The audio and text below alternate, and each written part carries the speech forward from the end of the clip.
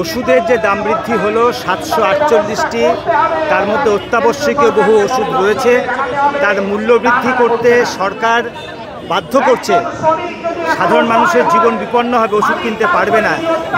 2 নম্বর হচ্ছে যে ব্যাপক দুর্নীতি, সেই দুর্নীতি শুধু স্বাস্থ্যক্ষেত্রে নয়, শিক্ষাক্ষেত্রে সর্বত্র। আপনারা জানেন যে অভয়ের যে মৃত্যু হয়েছে আরজি করে, সেটাও দুর্নীতিরই ফলশ্রুতিতে হয়েছে। মেদিনীপুরে ওষুধ নিয়ে, স্যালাইন নিয়ে দুর্নীতি হয়েছে, তারও বিরুদ্ধে আজকে প্রতিবাদ। আজকে আরও প্রতিবাদ, এই যে শিক্ষক নিয়োগ হলো 2016 সালের প্যানেল সুপ্রিম কোর্ট আজকে বাতিল করে দিল।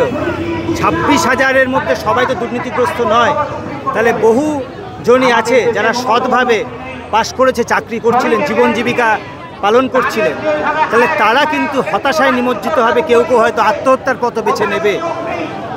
এক কথায় সার্বিকভাবে স্বাস্থ্যক্ষেত্রে এবং শিক্ষাক্ষেত্রে যে ব্যাপক দুর্নীতি, তার দায় কিন্তু রাজ্য প্রশাসন অস্বীকার করতে পারেন না।